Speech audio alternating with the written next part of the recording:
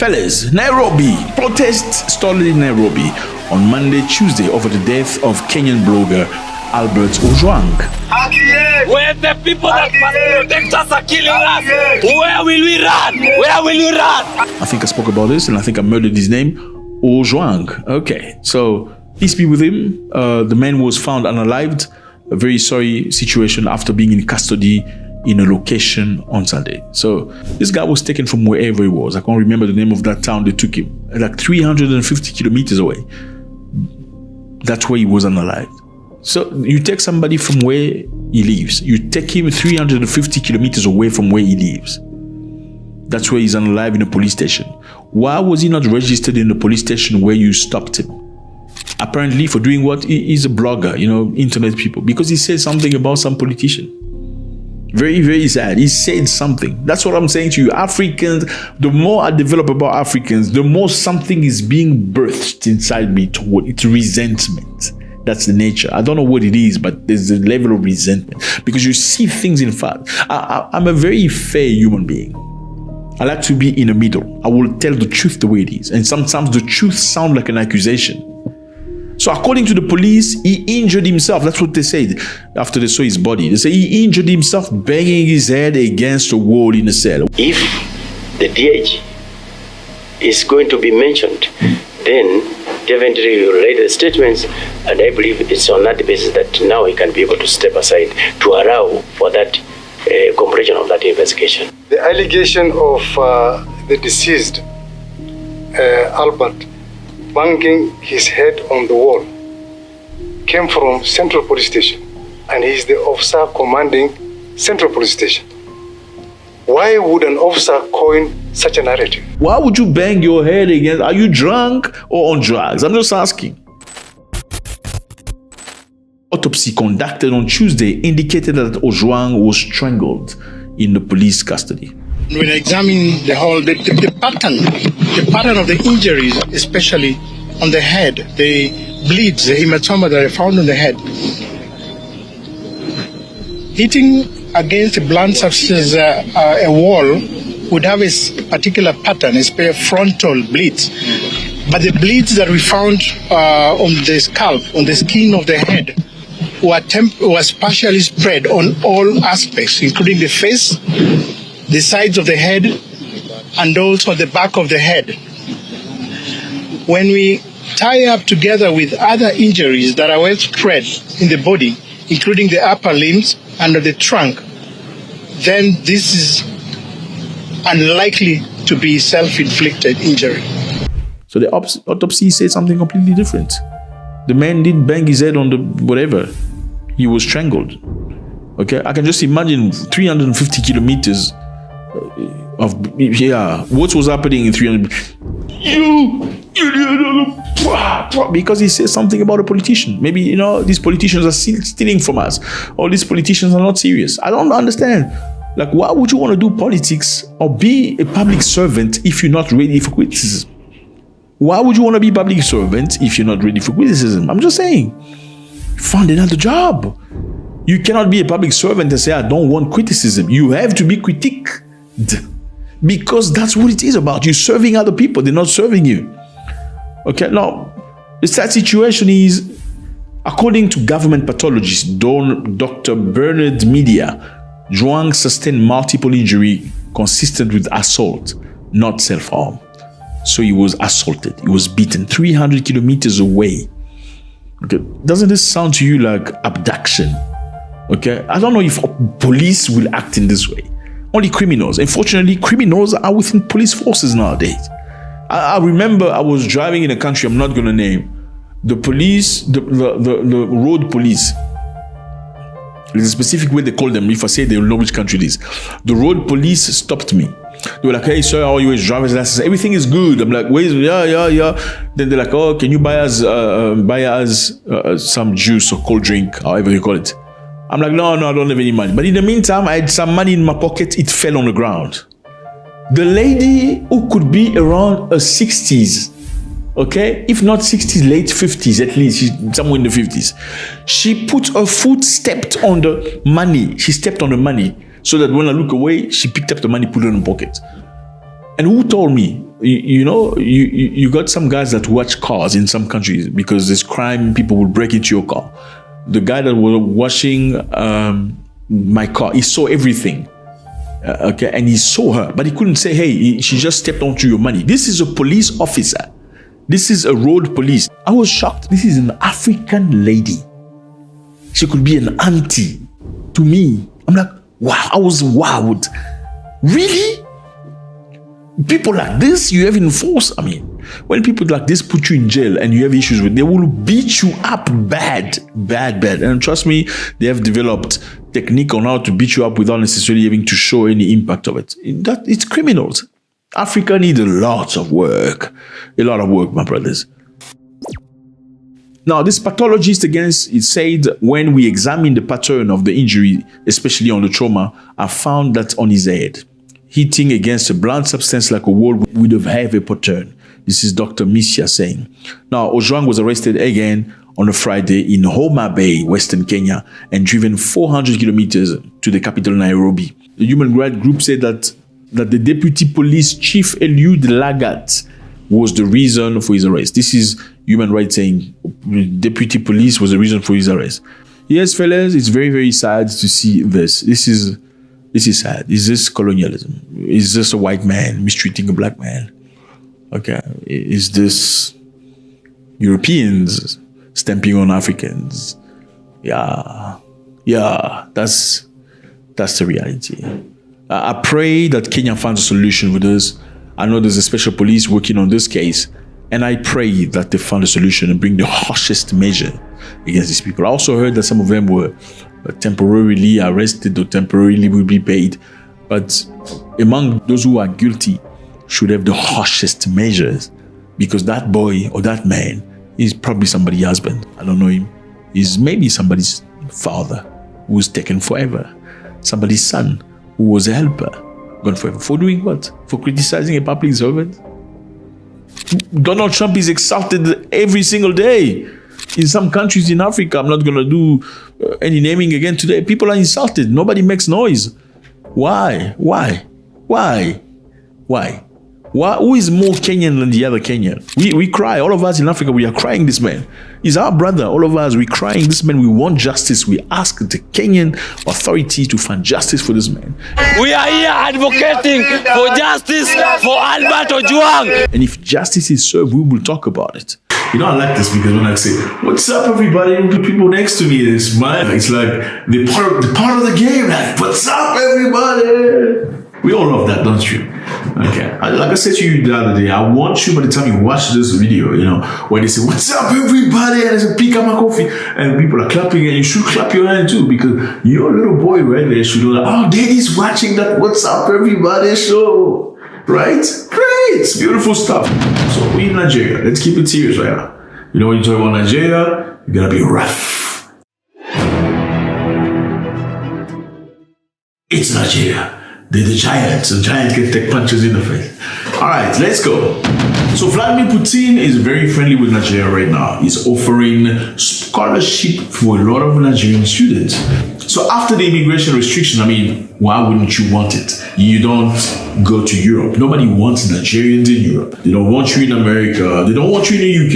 Even though Nigeria was colonized by the British, they're not very easily admitted in Britain. They don't give them visas. It's very difficult to get a visa as a Nigerian citizen to the UK. That's why a lot of Nigerians will travel to Uganda, marry an Ugandan girl, and perhaps get a Ugandan passport and apply. And get a visa as an Ugandan, which is much easier as an Ugandan, or to a South African. That's one of the reasons why they fight with South Africa. Anyway, so Nigeria, since there's difficulties right now, Russia said you can come here. Okay, you don't have to go to Europe or America. You can come here. We like you. It's cold, but it's still nice. We have all the stuff that you like. Now, they say restrictions in Europe and America. Russian ambassador to Nigeria, Andrei Podolyev, yesterday unveiled his country's plan to increase the number of Africans and Nigerian students studying in Russian university as part of a broader educational diplomatic engagement strategy. Congratulations. Be my coffee. Yeah. Europeans don't like you, at least the Russians want you, so that's fine. Russians are very tough. They don't play. They're not like other Europeans, right? They don't just laugh for that. They don't laugh. Russians don't laugh. Okay? They're very cold. you will be clever with Europeans, you will not be that clever with the Russians. Let's continue. Now, they're offering scholarship to Nigerians. I think that's beautiful, isn't it? Scholarship means they're going to look after you financially to your studies, and also they're going to provide you accommodation for free and transportation. How about that? Okay, so the accommodation and transportation was supposed to be part of Nigerians' government's duty. Congratulations, pick up a coffee. Yeah. So the Russian government has provided so far 220 scholarships to Nigerian students, my brother. 220. So you can actually go to Russia and get an education. And that's beautiful. I know it's going to be difficult because a lot of people here just are slave of their colonizers. Did you know that Africans just love their colonizers? I mean, if you look at the countries that were colonized by France, you will see something very interesting. Like all these countries, Côte d'Ivoire, Congo-Brazzaville, Senegal, and all these other countries, they love going to France. So as soon as they get some money, they become middle class. The first thing they want to do, it's like a proof of, I have arrived, I have succeeded in life. They will, get a flight, an expensive one, all the way to France. Go to Paris next to that big, whatever you call that thing, Eiffel Tower, and take a picture, a selfie. It's like, I've arrived. It's like Mecca. It's absolutely insane. And this is not limited to French-speaking people, because the British colonies as well, Nigeria, Uganda, Kenya, they all dream about Britain. They all want to go to London. When they come back with an accent. Give me some water. I want some ba'a in my brain. If you don't give them water or ba'a, it's crazy, Yeah, some of them leave for 1 week and they come back with water, ba'a accent. Anyway, now get back on track. What?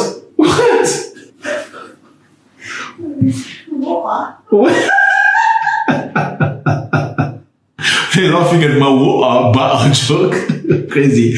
Let's continue. Now, we have an issue in Nigeria with this problem. You see, that's a problem with Nigeria. Even when things work well, or seem to be working well, there's always a problem. Due to recent changes in Nigeria government policy, which altered funding for transportation and accommodation under scholarship programs. Yes, so Nigeria has altered the funding of accommodation and transportation for their own people. This is crazy. This is the giant of Africa. You see how they drop their own people. Then when people mistreat Nigerians, they're like, why are you? How is your own government treating you? Anyway, let's get back to this. Now, the government changed in policy. They altered funding for transportation and accommodation under the scholarship programs with Russia. Russia has introduced a separate grant system, meaning Russia is going to sponsor these people's accommodation and transportation. Congratulations. Pick up a coffee. This Putin must be very interesting. After all these people saying that he's a devil and stuff like that, I'm beginning to think twice about this. Would the devil sponsor some bunch of Africans to go and have free accommodation and scholarship and stuff like that? This is crazy. I think there's a level of lack of respect as well for Nigeria. As much as we make clap for Vladimir Putin, why wouldn't you sponsor your kid for transportation? They've already given them an opportunity to study. Why can't you just send the money? Now, apparently, Nigeria is going through some financial difficulties and they have to reallocate the money into HIV programs. That's one of the biggest. There are many other things, but HIV programs is one of the biggest issues right now. And of course, with Donald Trump cutting AIDS to Africa, many Africans have gotten a rude awakening. They realize that, actually, we should be looking after our own people. Actually, we should be budgeting for people with HIV to have medication. Actually, we should have been budgeting for hospital cost needs and not let America do it for us. And especially because we don't necessarily agree with America every time. Because America sends you money so you can vote for them when it comes to the United Nations. I can't be sending you money for your shit old country. I'm sorry about that. I just had to throw it in there. Yeah. For you, at the end of the day, in the United Nations, not to vote for me. Remember when they asked people to vote against Russia when they went to Ukraine? Many of the African nations walked out of the room. They couldn't vote against Russia because they have a good relationship with Russia. And historically, consciously, Russia has never done anything negative to African people. Now you're being told you have to vote against Russia. What do? Many Africans refuse, and that's when the policies of America changes. They say, you know what, we're not sending anything to you until you actually align yourself to us. Now, Nigeria has to reallocate the money to HIV and some other things. But also, we know the corruption in Nigeria. So people use a lot of money into their own benefit. That's why you see people call each other Oga, chairperson, boss. How do you think there's a disparity between some people that have a lot of money and some people are very poor? It makes no sense. The Nigerians that are big and That song is just great. Anyway, I like it. Why do you think you see that? You see that because it's outside Nigeria. When you see it in Nigeria, you also have to ask yourself the question, if you see some people that look like they're throwing money, how come there are so many poor people that need some money from a Chinese man? Why are the police getting money from the Chinese man? There must be something that is not normal. It's like a group of people throwing money around and a group of people begging from the Chinese. The police, it makes no sense. Why? Because some government people are misusing the money. Now, congratulations to Nigeria or Russia. It's crazy. We currently have about 32,000 Africans enrolled in Russian university and about 2,000 are from Nigeria.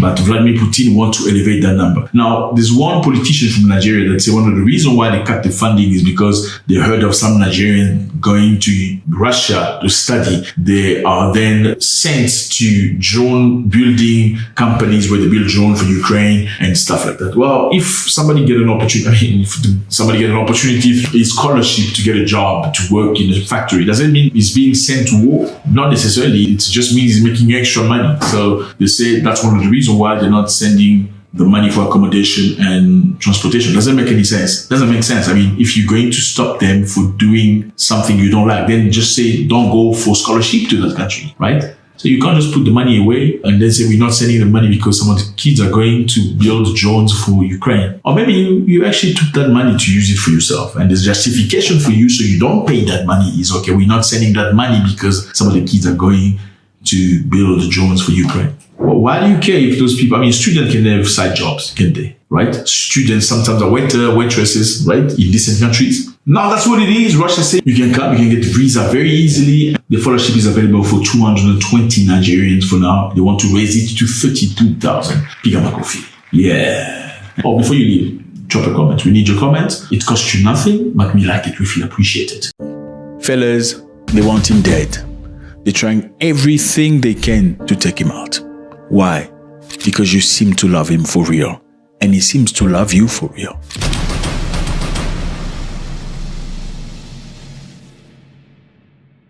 This is a very serious matter. Ibrahim Traoré, this young man, this strong figure of the African Revolution, president of Burkina Faso, once again in a coup d'etat attempt. From who? From very close people. Again, Africa. It's always the closest people that are the most dangerous to us. Why do they want to take him out? Because they think he's wasting time. He's not doing anything. He's just pretending to be a good guy. He's not all of that he's pretending to be. They want him to hold elections in a country that is ridden by terrorism, a country that is unstable, a country that is a prey to many colonizers that want to find their way back as soon as he's out of office. We all came together in support of Burkina Faso President Ibrahim Traoré. People came out the street from Togo to Lomé, from Jamaica to Kenya, Antigua to Angola. We all came together as one people to support Ibrahim Traoré. We were not happy. A lot of people were actually angry that, again, you want to take one of us. We know this. We've seen this clip before. We're not going to let it happen. False accusations have been used many times to destabilize African countries and whoever nation that is standing up for themselves. Same for Gaddafi. They accuse Gaddafi of unaliving his own people so they can have a legitimate reason to go and destroy the man. Why? Because Gaddafi wanted Africa to move forward, to be independent. In this speech, he says some very important things about development, about delivering promises as a president. So we are now in the last month of the semester, the first semester of the year 2025. I would therefore like us to use this month to start thinking about the outlook for the second semester and to see what has worked in our administrations and what has not. And as you can see, this morning we have just proudly raised the flag together with the Confederation's anthem. This is yet another step we are taking in our union. This is not without difficulty, because unity is hard, especially in Africa. You have to be very strong to fix Africa. You have to be very strong. It is difficult to come together, but it is the solution. We must unite. Little by little, the AES is making steady progress. Despite all the difficulties, all the ongoing challenges, if I were naive, I would ask myself the question, but why don't the imperialists want this union? But I'm not naive, he knows why. And it's the same question that those who still tend to sleep should be asking themselves. Why don't they want us to unite? Why does the Confederation scare or bother some people so much? Because we are approached every day by this imperialist trying to get one of the three of us to betray the others. We have been facing this for a very long time. Every time, these are the kinds of schemes that are used to get you to leave the Confederation. This should make us think. And when we look at our relationships, there is actually no friendship. Changing Africans is not easy. You have to sacrifice yourself to change Africans. It's a lot of work. In this world, there are only interests. People only come to us for their own interest. We need to be fully aware of that. They will fight us. They will keep fighting us, but we will come out victorious and strong. These situations we are experiencing, we must not take them and feel sorry for ourselves. On the contrary, it should make us stronger. We must come out of this war much stronger. Understand why we have been so heavily attacked, toughen ourselves, and ensure that in the centuries to come, we never experience this kind of situation again. That's what we need to keep in mind. Being a president is not just being in the office looking good and driving a nice car or being driven. Being a president is being in the field and making things happen. And this is what we're seeing. So I encourage everyone to redouble their efforts because Burkinabes are known as very courageous, hardworking, and resilient people. And these values, we must work to improve them. Wherever you go in Africa or even in the world, you will find Burkinabes. And it is these values that define and identify Burkinabes. So we must do everything possible to be people of integrity, as the name of our country suggests, to be courageous, resilient, selfless, and to redouble our efforts in everything we do for the well-being of Burkina, but also for the well-being of our confederation. That is very important. And once we have reached a certain level, you will understand even better why we were being opposed. Because our country is rich in its human value, rich in its moral values, but above all, rich in its subsoil. And it is these riches that are coveted. But these riches must benefit the people of Burkina Faso. Nothing has really begun yet in terms of exploiting natural resources, and therefore in terms of distributing the benefits to the masses. We can change the face of our country. We can move out of this situation of underdevelopment and very quickly become an emerging nation. All it takes is work. Everyone needs to get involved. Just as the fight... Africa needs more people like this. Africa needs more people like this. Are sacrificing themselves at the front, we must also be able to make sacrifices within the administration. We need to make sure that we work beyond what we are used to push our abilities further. Because as I said, we need to move very quickly. And it is by moving quickly that we can catch off guard those who seek to divide us, those who want to keep us in poverty. Burkina is not poor. I'm telling you, and I'll say it again, we are very rich. And that is our main problem. It is because of this wealth that they don't want us to first realize that we are rich and to be able to exploit our resources. And beyond Burkina, the entire Sahel is rich, immensely rich. And I know that all of you know this. The Sahel will not remain poor. We will continue on our path, continue building the AES to be strong, resilient, to make the AES a space of complete security, to be able to properly exploit our resources so that they can benefit our people. With that, I invite you to share this message with all your loved ones. We must make sacrifices here in the rear, in the offices, in order to support those who are on the front lines. So I wish you a very good week, a very good month of June, and a great end to the first half of the year. And let's meet again soon to face the second half of the year with more energy, more selflessness, and more courage. Homeland or death. we shall overcome. You can clearly see he's trying to make a very strong impact. He wants the army to be strong. He wants his people protected. Let me know how you feel about this, fellas. It's always a great pleasure. We have some news, okay? The news we talk about here, it's very much related to us. There's something about the news, whether we talk about Russia, we talk about Ukraine, or any other country, there's gonna be something always that's related to you. Why do we have this? Because we want fresh perspective. We are all tired of the mainstream media trying to send us whatever nonsense they want us to believe, okay? I see you from all over the place, Dumelang, no salimu nyinyi wote, wasebo na nyabo, jebaleko, amakuru, afa oga, me pacho, good afternoon. From all over the place. Unfortunately, I can't say everybody. Zimbabwe, I see you, Zambia, Uganda, Rwanda, Tanzania, Somalia, Ethiopia, Sudan, Niger, thank you, Jamaica, Wagwan, mi boss, Tobago, Trinidad, the UK, the United States of America. There's so much of us. Namibia, Malawi, Liberia, Sierra Leone. Anyway, okay, so we are here in Turkey. I see you. I love you. Okay, we are in Turkey. Turkey is not happy at all with Israel. Okay, the Turkish president is really not happy. And on Wednesday, Turkey sent warships to Lebanon. Why? Because of what's happening in Lebanon. What is happening in Lebanon? Well, Israeli soldiers have crossed into Lebanon physically. After bombing multiple times, looking for Hezbollah, they've decided to cross into Lebanon physically and go unalive Hezbollah. We are now in a Lebanese village, a Shia village in Lebanon. This village is one of the villages close to the Israeli border. Erdogan, the president of Turkey, is not very impressed with the prime minister of Israel. Turkey on Wednesday sent warships to Lebanon to evacuate 2,000 of its citizens from Lebanon, okay, from Beirut. And Turkey, which is estimated to have about 14,000 citizens because of the deteriorating security situation on the ground in Lebanon. So President Erdogan has never been a big fan of the prime minister of Israel. He believes he's very conceited. He thinks too highly about himself. He thinks he's the center of the world.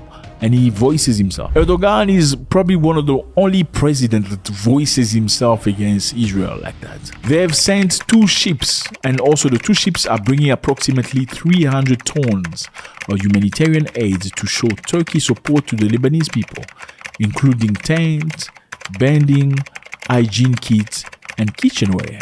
Okay, so Turkey doesn't want Lebanon to become what Gaza has become today. This is Gaza before. This is Gaza after. Again, this is Gaza before. This is Gaza after. Well, Gaza before was okay. Gaza right now, it's mayhem. Why? Because apparently some people crossed into Israel and they did some really bad things and they came back to Gaza. And they had to pay for that. Yes, they paid for it, but unfortunately, it seems like even the people that did not participate in those negative and bad things that happened earlier also are living the consequences of the punishment. So the president of Turkey claimed that Israel Prime Minister Benjamin Netanyahu government harbors ambition that include the capture of Anatolia as part of the greater Israel. So he's accusing Israel of having a goal to capture a bigger part of the land, greater Israel. So this is Israel as it is now. Now, this is Israel as he thinks Israel want to make it. You see the difference? This is Israel as it is right now. This is greater Israel. So some people always nurture the idea that Israel has always wanted to create a greater Israel, like to conquer more land so they can have more space. Well, you're not going to conquer more land by singing or chanting or dancing. No, you're going to be going to war. And they believe the first phase of the war is what's happening in Gaza. The destruction of Gaza, pushing people from Gaza outside Gaza so they can run away and they can keep the land. That's what's allegedly believed. Then they believe also, like the president of Turkey believes, they're looking even to get into Turkey and a part of Saudi Arabia and a part of Lebanon. They want to take over all that place. That's the idea that's being nurtured. Eventually, our borders will extend from Lebanon to the Great Desert, which is Saudi Arabia, and then from the Mediterranean to the Euphrates. And who's on the other side of the Euphrates? The Kurds. And the Kurds are our friends. So we have the Mediterranean behind us, the Kurds in front of us, Lebanon, which really needs the umbrella of protection of Israel. And then we're going to take, I believe we're going to take Mecca, Medina, and Mount Sinai and purify those places. The Turkish president is warning of a war between the two states, while prediction of Israeli aggression toward Turkey are not rooted in reality. He says they could indicate Ankara's willingness to escalate its involvement in the regional violence against Israel. So is Israel gathering more enemies? That's a big question mark. Are they getting more enemies? So the Turkish president says, while he was addressing the opening ceremonies of Turkey News parliamentary session, he said the Israeli leadership acting with the delirium of the promised land with a purely religious fanaticism will set its sights on a homeland after Palestine and Lebanon. Vaat edilmiş topraklar hezeyanıyla hareket eden İsrail yönetiminin tamamen dini bir fanatizm ile Filistin ve Lübnan'dan sonra gözünü dikeceği yer açık söylüyorum. Bizim vatan topraklarımız olacaktır. So he's saying Israel is acting with fanatism. You know, when you believe that this is our promised land, God promised us this land 3,000 years ago. So this land belongs to us. Doesn't matter who's living in it today. 3,000 years ago, God chose us. We're the favorite people of God, not you. Not you, we're the favorite people of God. So Palestine is part of our land. Jerusalem part of our land. Until a big chunk of Turkey and Saudi Arabia is all part of Israel's land. And some part of Lebanon. And do people really believe that? That's a good question. Now, the Turkish president believes that the Israeli prime minister firmly believes that. He believes these fanaticism based on religion and beliefs that that big chunk of land belongs to them. Look, the question is very simple. I think most people don't live in lands that used to belong to them. I'm just being honest with you. If everybody has to really claim the land that supposedly belongs to them, there's going to be another world war. Well, Uganda doesn't believe Uganda is what Uganda is today. They feel like there was a chunk of Uganda that was taken away, given to another country.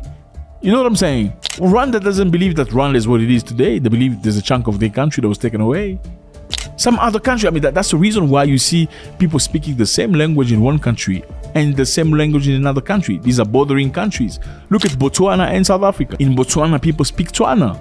Well, in South Africa, group of people speak Tswana, say Tswana. Now the question is this one: who are Botswana people? Are they South Africans or Botswanas? That's a good question. You don't know, because the countries and the way people live today are set up that have changed throughout the years. It's a very interesting one. President Erdogan does not believe that Prime Minister is willing to stop. Therefore, he needs to find a way to make them stop. Now, to the south, the Houthis. This is Yemen. This is where some people call the Houthis. These people don't like Israel either. They are good friends with people from Gaza, good friend with Hezbollah. They've been bombing Israel for as much as they could. The last time they shot a missile that went through the Iron Dome of Israel, which is a very respected defense system. Now, lately, a Houthis drone slammed into a ship. The Yemen Houthis rebels launched an explosive-loaded drone that crashed into a ship on Tuesday in the Red Sea. So they've been targeting Israel's ship, okay, since the longest time, because their goal is Israel must stop what it's doing in Gaza and now in Lebanon. So drone boats have been increasingly used by the Houthis. These are boats that are unmanned. It's called a drone boat. It's a boat, but it's unmanned. So the rebels maintain that the target ships are linked to Israel. They're targeting USA ships, United Kingdom ships, and whoever supporting Israel. Their goal is to force an end to Israel's campaign against Hamas group in Gaza. However, many people believe that some of the ships they've attacked have nothing to do with Israel. Now, let me know how you feel about this. Do you think Israel is within its right? Because they belong, to claim the land that was promised to them. Do you think the Turkish president is right to be unhappy? Because a while back he said Prime Minister of Israel is actually the same as that guy from Germany. You remember the guy from Germany that unalive many people? Yeah, he said that. He said you're very similar. How are you different than Hitler? Do you think he's right? Who do you think is right? Do you think Israel is right? Do you think Turkey is right? Do you think the Houthis are just rebels, or they're actually fighting for a cause that makes sense? This man right here is the president of Botswana. Botswana, you know what Botswana is? Here it is. Lovely country, beautiful people. Botswana is one of the biggest producers of diamond. Now this president wants to change things, and he's taking a very strong stance, as you can see. This is the very first time people see him in military equipment. At least my very first time. You let me know if you've seen him before. His politics is very clear. He says he wants to have more hands at work. In this speech, he says some very, very important things about development, about delivering promises as a president. Is this man moving to the direction of Ibrahim Traore, General Tiani, and Assimi Goïta? Let's listen to what he has to say. And I have said, I want to change this country spectacularly in 3 years. So I don't have 10 years. I don't have 5 years. I don't have 6 months to decide whether or not and go to court. No, I don't have that time. People, yourselves, need accommodation. You have to be very strong to fix Africa. You have to be very strong. And if I'm going to submit myself to a process that will take me 10 years to deliver accommodation to you, then I would have failed you and failed you spectacularly. So what do? We need to ensure that there's transparency, there's openness, there's accountability in each and every process that we undertake. No doubt, that is not negotiable. And that there is no corruption. Wow. And so people say, when you acknowledge a failed system, that's true, and you say, whatever we do, we must not do this one. He say he's trying to give tenders to his relatives. I want you to know my relatives. Just check, you'll know them. You need to know them so that you can track. Changing Africans is not easy. You have to sacrifice yourself to change Africans. It's a lot of work. Whether any one of my relatives has any tender, you need to ascertain, you need to be sure about these things. So that when these allegations are flung about. Being a president is not just being in the office looking good and driving a nice car or being driven. Being a president is being in the field and making things happen. And this is what we're seeing. Because one is seeking to move from an entrenched system of corruption to something that offers us some redemption, yet you are able to interrogate the allegations. And we must interrogate the allegations together. And so it's going to be very critical for us to find ways of moving away from this corrupt system and engaging in a different one that we can monitor and track. Yeah. One that delivers results timeously, within budget, no corruption. And so we need to look for the best practices. This is crazy. And that we will do. If there's anything that I'm not afraid to do, we want this. It is to take decisive measures, even in the face of opposition and hostility. If it has to be done, it is good for the country, it is good for the people, I will do it. Make no mistake about it. I declare this and I declare it publicly so that it is known, so that when you gauge and you assess, you understand how I approach these matters. Very impressive. And with me, I'm always open to engagement. Africa needs more people like this. Africa needs more people like this. You disagree with me? Let's talk. You tell me, I think you're getting it wrong here. And I'll listen to you. This president is brand new. You can clearly see he's trying to make a very strong impact. He doesn't want to leave office and say, oh, we should have done this, we could have done this, we would have done this. He wants to be impactful. This is clear. He wants the army to be strong. He wants his people protected. And if I realize you are correct, I will say it to you, but not just to you. I'll also say it publicly. I've been advised by my friend or my colleague that this approach is wrong. I have reassessed. I have come to the conclusion that it is actually wrong. and we self-correct. That's how you operate. Because we're all frail and fallible. This is the concept of bofokoti. This is what it means. When you say that, it means you appreciate your own frailties, your own brokenness. You're broken and fissured yourself. And so, when others come and they approach you with a different perspective, you pay attention. And when you realize they are correct, you heed what they say. This is how you operate in a sane and sober environment. It doesn't matter who you are. It doesn't matter what position you occupy. True. It's called humility. Just the ability to acknowledge that I may be wrong. Even when you think you've got it right 100%, you may actually be 100% wrong. Impressive. And when somebody challenges you, if you think you are right and you believe in the correctness of your proposition, then it becomes an opportunity for you to persuade them, to win them over, or be won over to their side.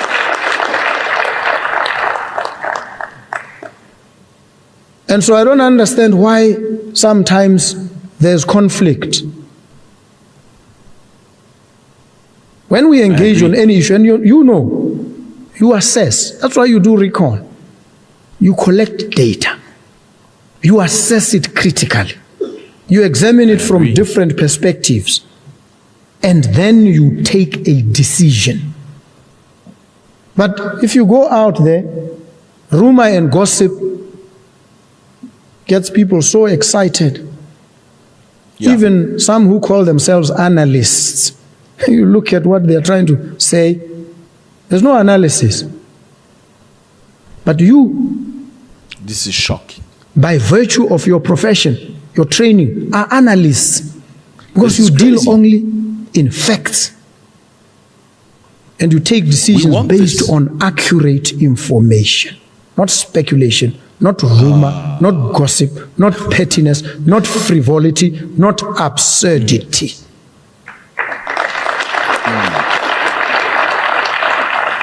That's your job. And you need to demonstrate these capabilities because you have them.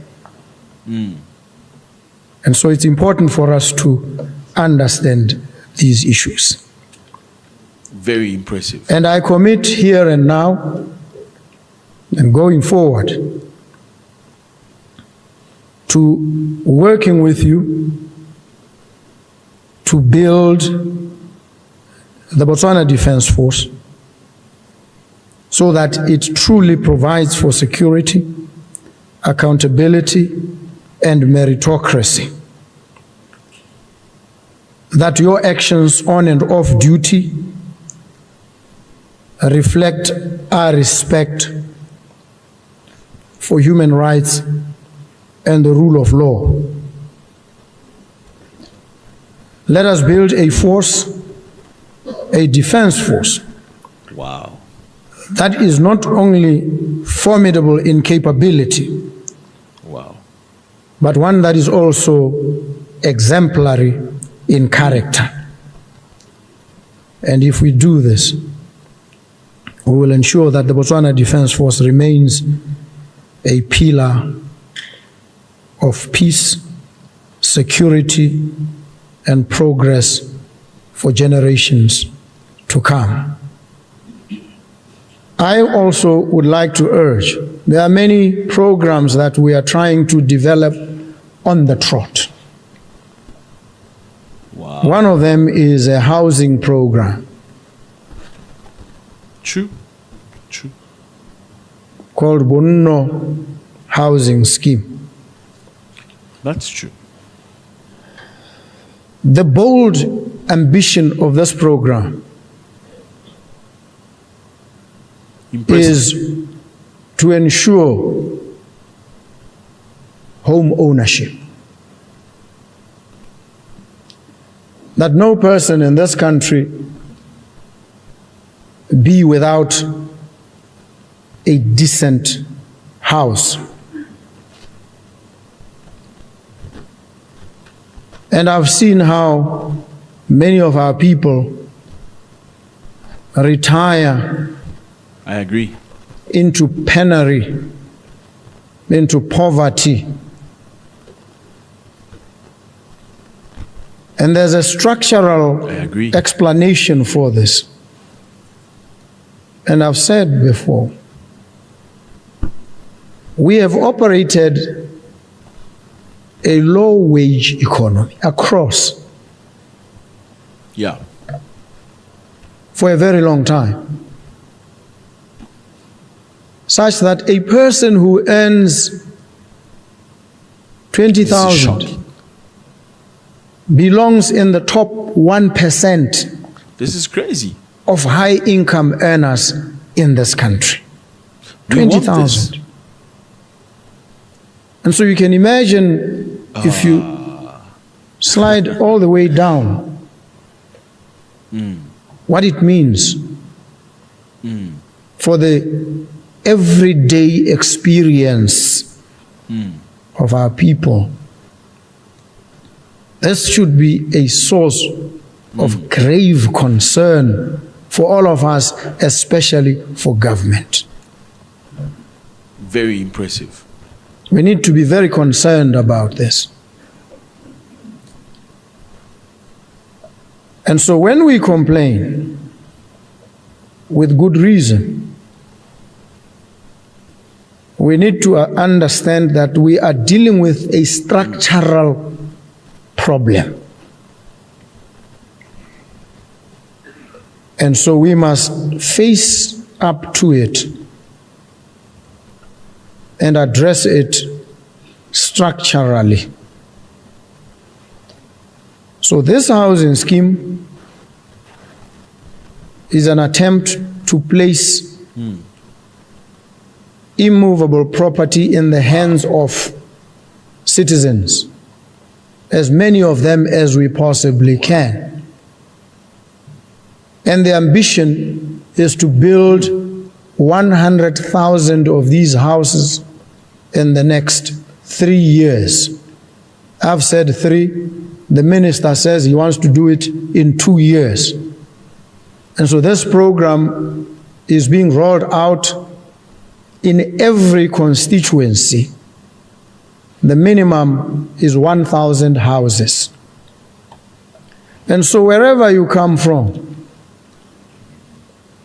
wow, you are entitled, if you have a piece of land that you've not been able to develop because of the challenges that's true that we all face, you now can, for a very reasonable amount per month, at least put up some decent shelter.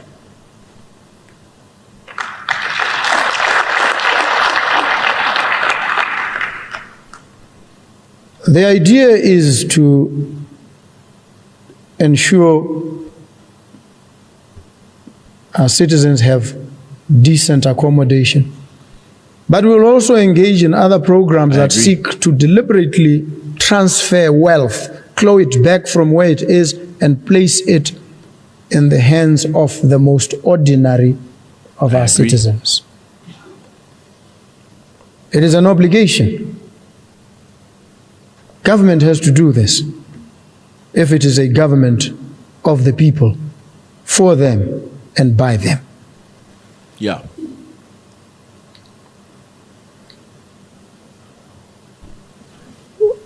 We are also in the process This is shocking. of finalizing the development of a comprehensive national security strategy for this country. We want in order to enhance our security ecosystem. This strategy will provide us with a framework to respond to both external and internal threats,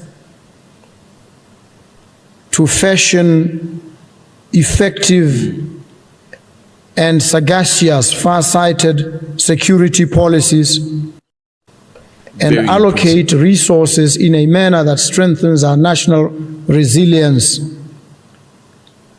And it will also lead to role clarity in our security environment. And so I call upon all of you as the custodians of our peace and stability to provide your insights, your experience and your wisdom in order to shape this strategy and ensure that it reflects our national values, responds to emerging security challenges, and that it upholds our sovereignty and our territorial integrity in this ever-changing security environment. I am aware that one of the most significant obstacles to developing an effective national security strategy is a lack of consensus, common ground and vision on our national security priorities. This has led to a national security strategy being reactive as opposed to being proactive. True. True. In some countries, and indeed maybe in ours as well, That's true. defense budgets have been drastically reduced to address other competing priorities and national requirements. But we must appreciate that if we go too far down that road, we stand to suffer immensely in times of need. And so we must position ourselves to be ever ready,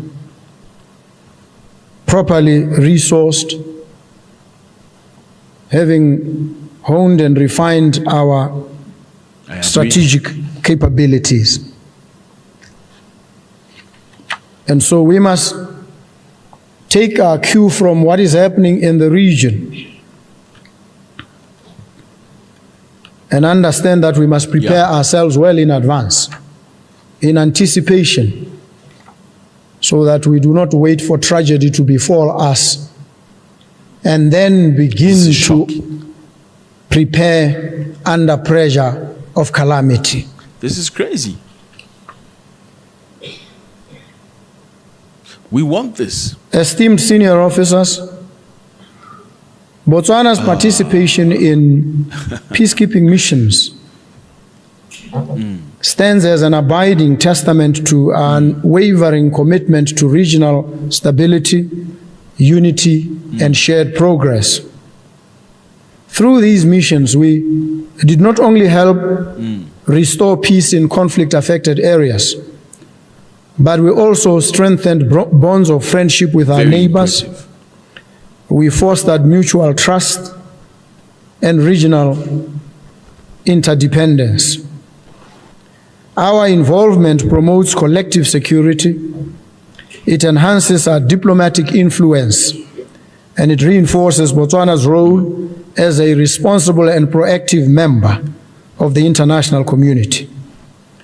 Our active participation in the SADC mission in Mozambique, SAMIM, and the Democratic Republic of Congo, SAMI DRC, evidences this.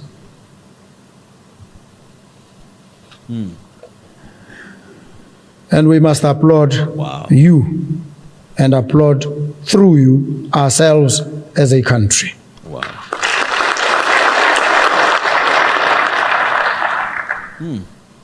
Turning now to people issues.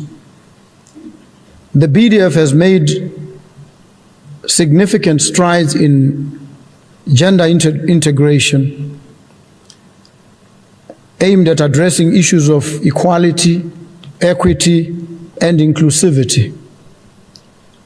This is demonstrated by the active participation of women in peace and security initiatives on a global stage, and further by the command decision to establish the Gender Integration Office in the BDF. Gender mainstreaming is a critical component of the military for operational efficiency and effectiveness. Distinguished ladies and gentlemen, another plague that afflicts us is domestic violence, gender-based violence, murder, suicides, and such like. I agree. These pose a serious threat to our national security. These crimes undermine our development agenda, erode social cohesion, and trample upon human rights. Yeah. These need urgent and coordinated attention across all sections of our population. This is shocking.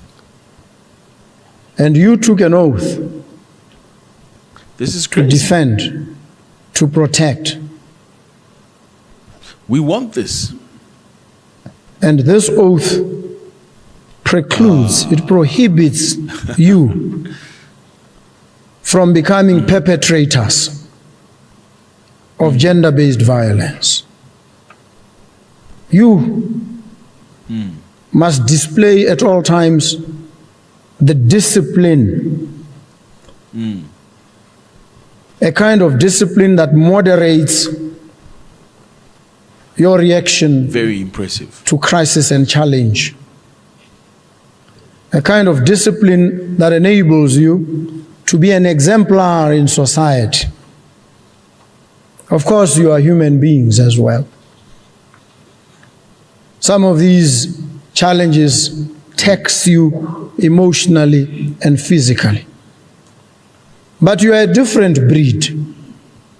You are a trained species of human being, steeped in certain values and a certain order of discipline. That must enable you to step back, to reflect soberly and sensibly about some of these challenges, even when they affect you personally. And they affect all of us, by the way. Make no mistake about it. Well, none of us is immune. It is how we choose to react that sets us apart. And so you, in the disciplined forces, must be the ones that lead by example. Wow. And so we must all hold hands. True. And protect, defend the country and society against gender-based violence.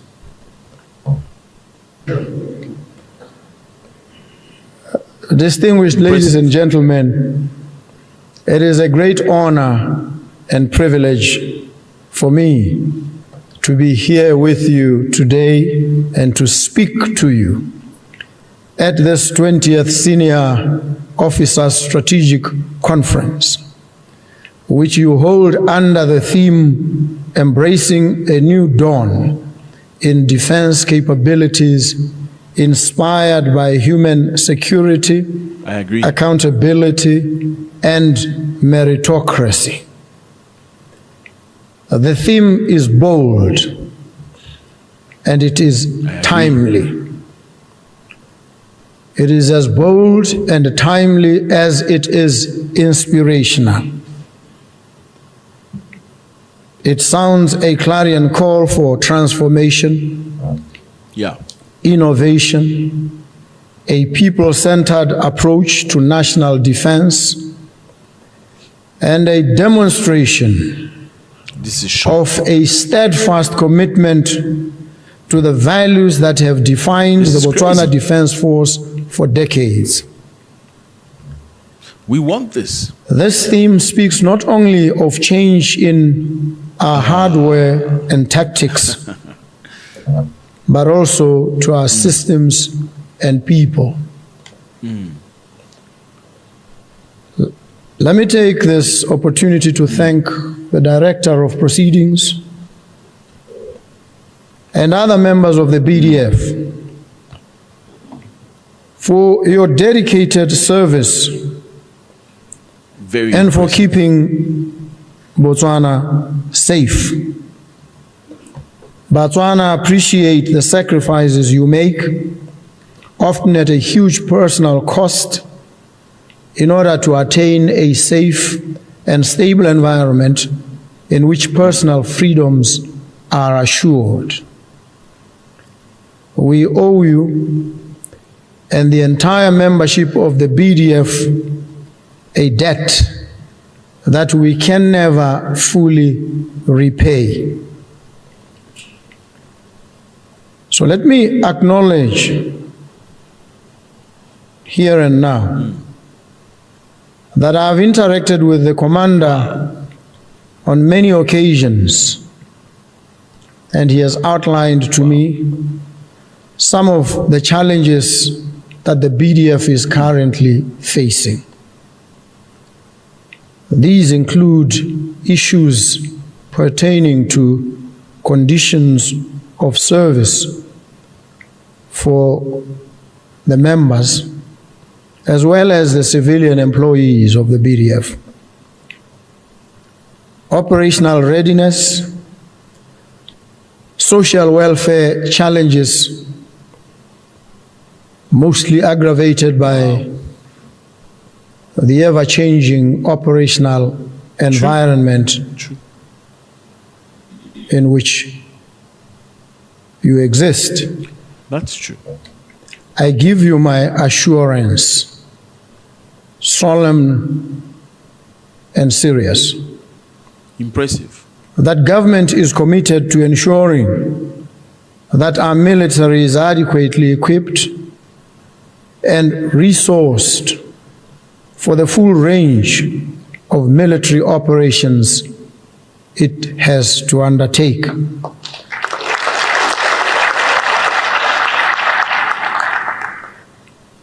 We will continue to listen to your concerns.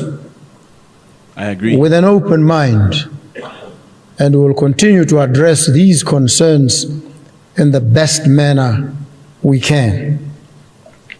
I agree. Some of the challenges that face us and you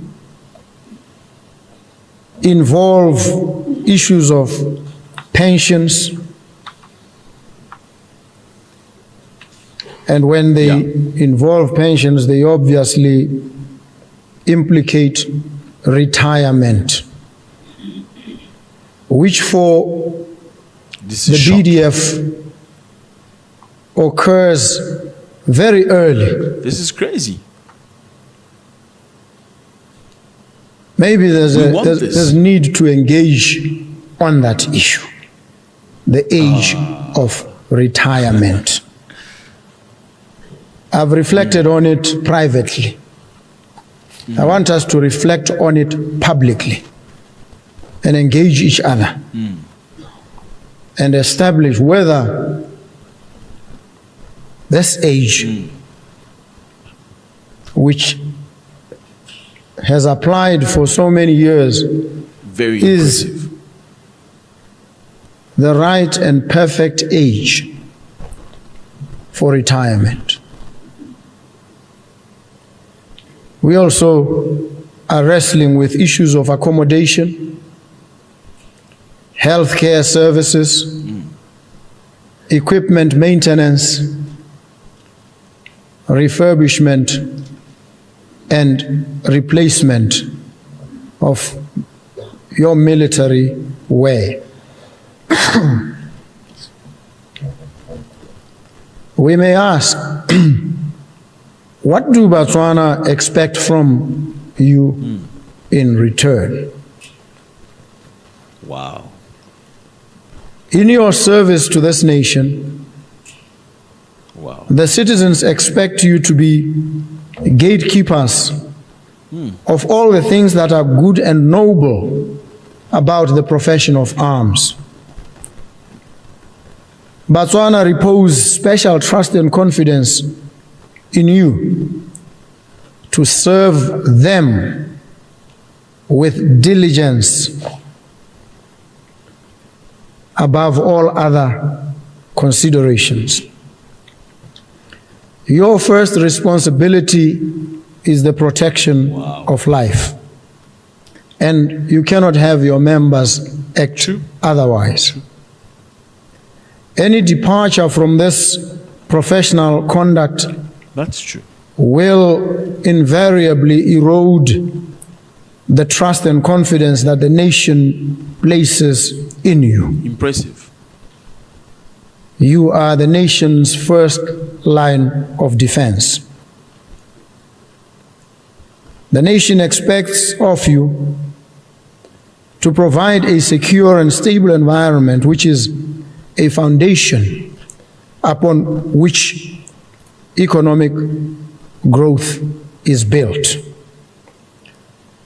This is because your role in maintaining national peace and security I agree. directly and indirectly enhances Botswana's attractiveness to foreign investors. One of the investors who had only been in Botswana for 3 days expressed to me how he had fallen so much in love with the country in those 3 days. And I asked him what it was about the country that had been so attractive to him. And he said to me, there's a fundamental niceness about the country. Fundamental niceness.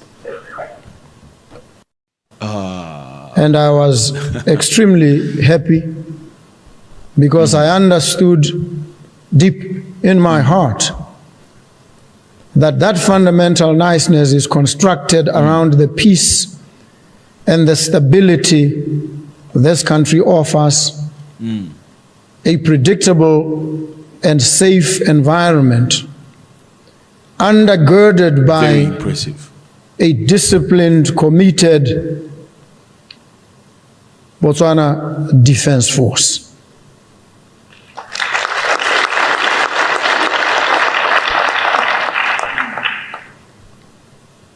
And so I urge and encourage that you continue to be that anchor for the country and its economy, and be that bulwark of safety and security, peace, that guarantees the enjoyment of the fundamental rights, human rights that every citizen must enjoy. And these rights, we all must know, are both universal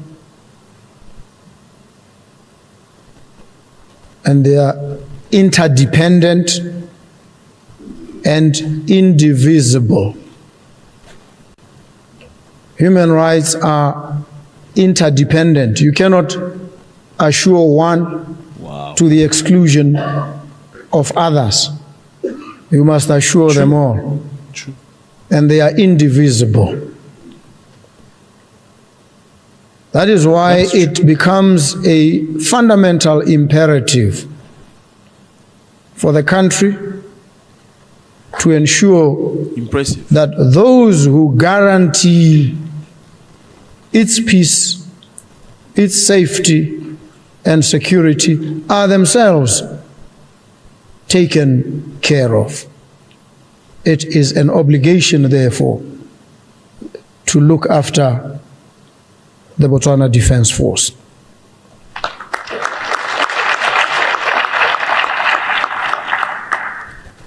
It is your work, I agree, your commitment that continues to reassure investors that Botswana is a safe destination for capital I agree. and innovation in this era of the knowledge economy. And I've said it is the knowledge economy. If you don't want to say knowledge economy, you can say the experimental economy. This is shocking. An economy that must thrive on vigorous subjacent experimentation, innovation, creativity. We want this. The ability to defy the conventional and the commonplace. The ability to venture into the realm of the far removed, the speculative. And fashion solutions that may not have been known before. Because if we remain hostages of the current, then we will fail Very impressive. to enter the gates of the future. So I encourage you to be innovative, to embrace technology, to develop and deploy homegrown solutions to the challenges that you face. You should always think innovatively around technology and its utilization in relation to the defense systems. And refine your tactical acumen accordingly. Your innovative ideas could very easily give birth to a defense industry that will not only shorten your supply chain, but can also make you self-sufficient in certain supplies, as well as contribute to economic development. In this regard, I have directed that a feasibility study on setting up a defense industry be prioritized. That's true. And your technical input is essential. Impressive. We need to develop this military industrial complex. We need to develop it quickly. And so we will have to amend the laws so that they facilitate this and conduce to its realization in the shortest possible time.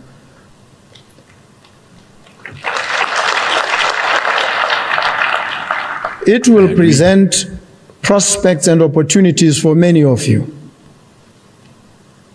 That whatever we decide ultimately about the retirement age,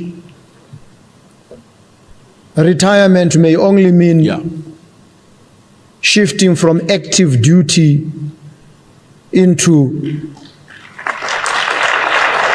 a corollary supportive industry. Who is best placed to be involved in that defense industry than yourselves?